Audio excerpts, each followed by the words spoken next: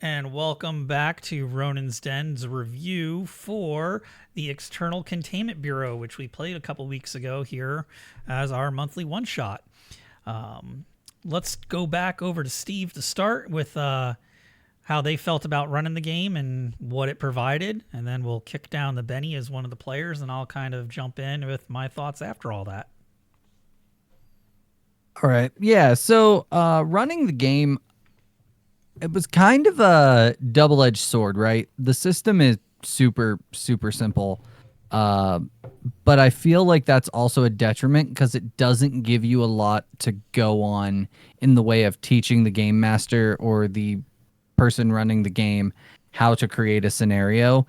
It gives you basically the bare bones of what you need. So when you set up a scenario for the players, you find out what is going on, and then you create like six complications. Think six things that could complicate the scene if people fail their roles or create complications. And then you need clues for the three stages of like identifying it, containing it, and then obfuscating it from the rest of everybody. But even in the examples they give, they don't have 9 clues in every one of those. So I'm Okay. like, it's not very GM friendly. But when we got playing, it actually turned out to be okay because the three of you, Joe also was in it. For those of you that are gonna watch this, Joe was in it, and it was a lot of fun with him. Sorry he couldn't make it tonight. You guys kind of bounced off each other pretty well. You followed kind of a cohesive. You guys made it work, and I appreciated that. But ultimately, it came down to just creating a scenario, letting you guys go wild, and then at the end, it doesn't matter what I thought was going on when I wrote the scenario. It comes down to the theory roll.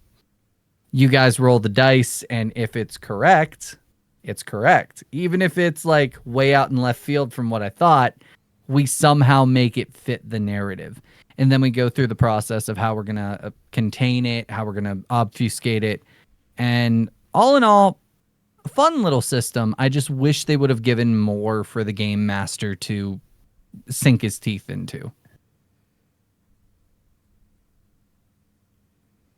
But that's all I have on that, the game master side. All right. Let's kick it over to Benny. How'd you feel about it as a player? As a player, I did like the flexibility of the system. It felt like you could pretty much do whatever it occurred to you to try to do. But just as he said, it's a little bit of a double-edged sword because as opposed to a system like Vampire the Masquerade or Dungeons and Dragons or Pathfinder, where you have a fairly set idea of what it is that you're expected to try to do and what skills you would use in order to do that.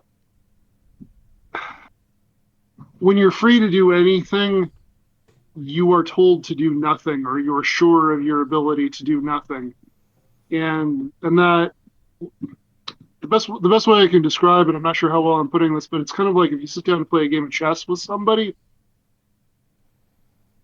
it's kind of nice to know how every piece moves, and having this absolute fluidity of you can do almost anything, and it's not really clear what you're supposed to be doing. It definitely presented some challenges. And for me, I'm generally comfortable being a talkative player. I'm comfortable being that guy who's coming up with the weird idea to do the weird thing. But it's very easy in a system like that to unintentionally dominate the whole session. And if a player is a little bit more inclined to play by the rules or play by whatever I think their character is supposed to do, it's very easy for a player like that to just get essentially left behind and forgotten about. I enjoyed the game, don't get me wrong. I really love the creativity of it, and I like the overall theme of it, where you're essentially playing as the Men in Black. But the lack of it needed a little more structure, I thought. Yeah, I definitely feel that as well. I want to bring up like I feel like it's also if you come from a background of Pathfinder, Dungeons and Dragons, the trad style, traditional style games with a lot of rules and a lot of stuff like that. You almost have to unlearn how to play a TTRPG and relearn to be able to play these more abstract games, which can be very hard and very jarring when you're used to that strict structure of D&D. So I definitely understand what you mean by that. But yeah, it boiled down to trying to get that through. So Duality, what did you think of it? Well, so to me, during character creation, I made a character. I went the research route, but it really didn't like there didn't seem to be anything that really set my character design choices, which are minimalistic as all get out in this game, apart from everybody else's decisions. Like there didn't seem to be anything that really set us apart. Even the special supernatural abilities that I took, initially we were doubled up. So I swapped it out because that was really the only thing that made my character different. And during the course of play, it didn't even really come up as like a want to use the supernatural power. Like there were plenty of opportunities to use it, but I never felt like I really ever needed to. And it wasn't because of the way the game was like run or like the scenario. Like I said, there were plenty of opportunities where it could have been done, but it never really seemed like a necessity. Like the system asks for you to do it. In fact, there's a mechanism from the rules that almost seems to punish you if you use it. Like it's a long-term thing, but if you end up using your supernatural powers too much, you end up becoming an event that needs to be contained. So it's, again, double-edged sword type scenario. I think they're really trying to play into that SCP narrative, like the SCP universe. When you have people like Dr. Bright, Dr. Clef, Dr. Kane, or Researcher Kane, the one that's like turned into a dog, that's like an anthropomorphic dog. They used their supernatural abilities so much that they actually became like Dr. Bright is an SCP. I forget what number he is, but he's legitimately one of the cataloged SCPs. Yeah. Same with Dr. Clef, Ukulele. And I think that's the theme they're trying to push with that mechanic. Oh, no, absolutely. Is that like the more you... It's just like you said, though. It does almost feel like it's a punishment to use this cool ability they gave you. But I see the theme, but I agree with you. It's almost like it's a punishment to do it, and I don't know. Like you said, in the character creation, there's not a lot to differentiate you from any other researcher. I wish and I think that goes back to Benny with wanting just a little more crunch. Well, and I mean, going to similar games like, say, Monster of the Week, the different playbooks give you that definite difference between the characters. And that's not your traditional like D&D or Pathfinder style game by a long shot. So even in some of the more narrative games, there are those differences between character selection. But overall, I mean, it was fun to play. I totally get why using the supernatural power would be a double-edged sword. I think that it's skewed a little too far over toward the punishment side. I also don't feel like this would be a great game for sustained campaigns. Like this feels like it's definitely something that would work really well with a group of friends that are over at the house. Y'all have trying to figure out what you want to do, and you got a 6-pack and a bowl of snacks. And somebody's like, hey, let me bust this out. We can play this for the next couple hours. And it would work really well in that type of situation. But I don't get the vibes that this would work well as the game of the week that's going to be run every week long term. It reminds me a lot of some of the Powered by the Apocalypse stuff, which can be really fun, but it's hard to imagine playing any of them as a campaign. And I got to say, even with most of the I haven't played every Powered by the Apocalypse game by any stretch, but even with those games, there does tend to be a little bit more, this is what my character is good at, this is what their skill set is, this is what my character's role in the party is. Because like I had a really specific role in mind for my character, which was my character was going to be more or less the fighter in the party, the person who was going to take point, the person who was going to risk taking damage, which was a logical thing to need in this kind of game. And that really wasn't, it just wasn't there, you know? It wasn't there in terms of the way the game is set up, nor in the skill set you're able to get. That was also another like gripe I have with the game master side of it. It doesn't give you any rules for like when the cryptids or the supernatural or the phenomenon fights back. Like there's no health calculation, there's no how many things can this hit. Like it doesn't give you any of that. And it's almost like you said, you want to play this fighter guy that takes point. I have no rules in this book to help facilitate that narrative. And it's almost frustrating because I want to like this game because I like the theme of the SCP universe. That's what I want from a game, and a game really hasn't given me that yet. And part of the SCP universe is the mobile task forces, which are the people that are the fighters. They go into the field, they fight these things. And that is lacking from this. And I wish there was a better system.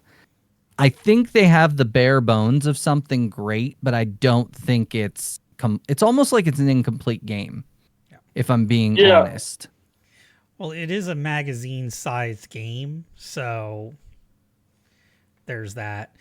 And who knows, maybe one day we'll actually look at the branded SCP tabletop role-playing game that's out there.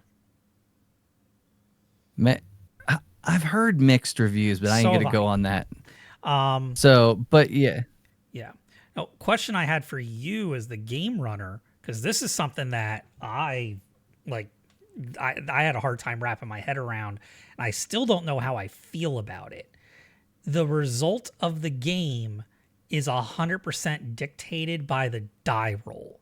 Like the scenario that you cook up doesn't matter at the end of the day. It's just whatever the die roll and we say ends up being the truth. Like, how do you feel about that? And like, how much effort do you think that should go into designing a session of this with that in mind? So I feel like if you're going to run this, shouldn't take more than 5 to 10 minutes to set up the scenario. You need to set up a couple NPCs. You need to set up a place that the event is happening. And you need to have a basic understanding. And also it is in the rules that like, this was obviously some like portal dimensional thing. Like there was obviously a theme there. If you guys had come up to the theory roll and be like, oh, it's Bigfoot, we're not going to make that roll. You got like, I'm probably going to put my foot down there. Like it's got to at least somewhat make sense, right? Mm-hmm. At least that's from what the rules kind of say. When they have enough clues, like, because you add your amount of clues that you found. That's why I made the point to be like, okay, this is a clue that you found. Write this down. And I made sure to tell you each time you found a specific clue, because in that theory roll, you add your clues to it, and that's how many dice you roll. And the fact that you need to hit a 6 in order to succeed, the more dice you have, the more likely you are. If you only have 1 die because you've not found any clues, and you're like, oh, this is Bigfoot, and you rolled a 1 catastrophically wrong, I'm going to be like, no, you got to keep working here. So it's kind of a thing there. I'm not as upset of like my thoughts getting thwarted because I've played enough Dungeons and Dragons where I'm sitting there listening to my players and their theories are way better than what I have written on the page. I'm like, well, that wasn't what it was, but that's what it is now. So it's kind of that same mindset. I do like that it came down to a die roll, because then it's like, it kind of helps fight a combative GM, because you know there's GMs out there that would fuck around with you just to try to make it not what it originally was, try to change it just to screw with the players. I don't approve of that, but they are out there, and this kind of eliminates that. And I don't know. I like it. I don't think I like it for every game, but for this specific game, it kind of made sense. Okay. So I'm going to ask you two the same question. What did you think of that? I'm going to go with Benny first, and then we'll cut back to you, Eric. I like the fact that there was a certain point where you do have to just have the answer if you roll high enough, if you have enough clues, if you've done the work to solve this puzzle. And the reason specifically why I'm a fan of that is that it's happened to me too many times, and keep in mind once would be too many, but it's happened to me too many times where I've been in a game, doesn't matter the system, and there's some kind of puzzle, and the whole party has been sitting there for an hour trying to figure out this puzzle and just getting nowhere.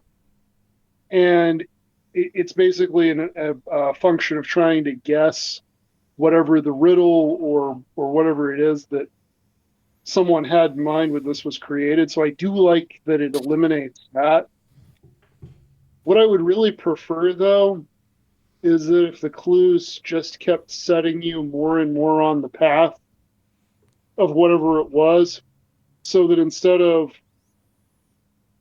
we reach a conclusion that is completely different than what you had in mind, and in hindsight probably won't make sense, it's more of a we get the story a piece at a time, and it's a matter of slotting those pieces together like a puzzle rather than building something out of those pieces like Legos. I could see that. I will say though, like what I forget what you guys came up with. It was pretty close to what Right. I had written on the page. Like I think you had a few extra details that I didn't think of. So I'm like, it was actually very close. So, but yeah, I do think that's a good point. The game master should try to structure those clues. But it also like I had the whole mansion mapped out. If you went to this spot, that clue was there. So Right. I guess that would take a little more tweaking to move those around as opposed to, yeah. But Eric, what did you think of the theory roll? I honestly I'm neutral on it. I think it works well in this system. I do like what Benny just said, where it kind of gives you the piecemeal answer as you go along. Kind of that's how I kind of set up a few of the puzzles in a Fabula Ultima game a little while back, where you could roll insight check to get a clue for each success that you score. So that I kind of like as well. But overall, I think it works in a system that's this loosey-goosey. Fair enough. I definitely would see that. How long have we been going, Eric? We're right around the 18-minute mark here. And I think we've said All right. practically everything that we got on this game. I know I did. Yeah. Benny, do you have anything else to add? The only thing I would add to it is that while I'm not opposed to a system with no combat, in theory, it has to make a certain amount of sense for the system to have no combat. And given the fact that we encountered what could only be described as combat more than once in our one shot, I would say there need to be some kind of combat rules, specific combat rules. I definitely agree. Yeah. All right, so I'm going to start with Eric. On a scale of 1 to 10, what would you rank ECB, External Containment Bureau? As a beer and pretzels doing something like time killer, not as a serious campaign player, 7 out of 10. Like this could be a lot of fun to sit around the table or in the living room and just like tell a fun story with your friends. So 7 out of 10 in that regard.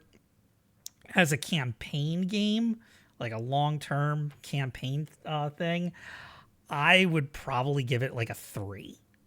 So I'll do a split opinion on that. All right, Benny.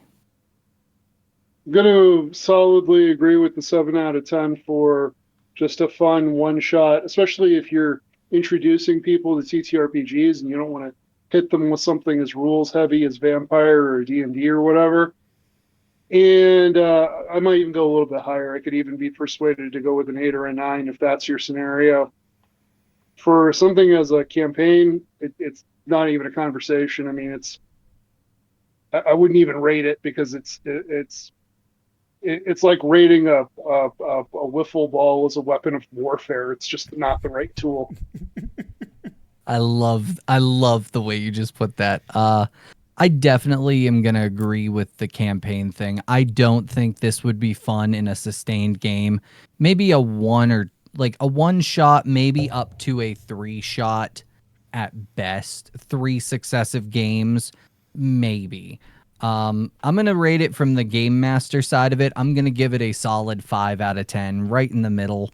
It doesn't have enough rules to really make it like hard to run, but it has so few that it's hard to run, if that makes sense. So I'm going to give it right in the middle. I've definitely seen games that are worse to run, and I've seen games that are a lot better to run.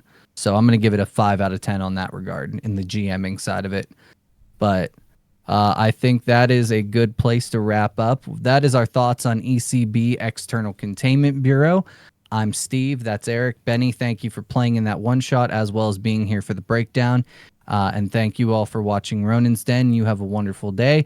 Please like, share, and subscribe if you feel so inclined. Have a great day.